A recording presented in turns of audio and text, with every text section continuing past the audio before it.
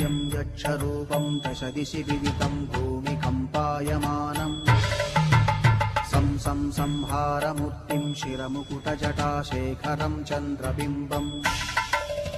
दं दं दं दीर्घकायं विकृतनखमुखं चोर्ध्वरोमं कराळम् पं पं पं पापनाशं प्रणमत सततं भैरवं क्षेत्रपालम्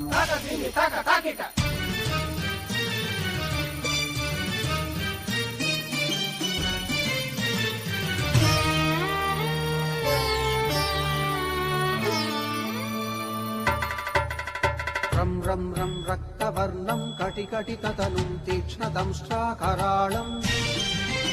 घं घं घं घोषघोषं खख खख खटितं गर्जरं घोरनादम्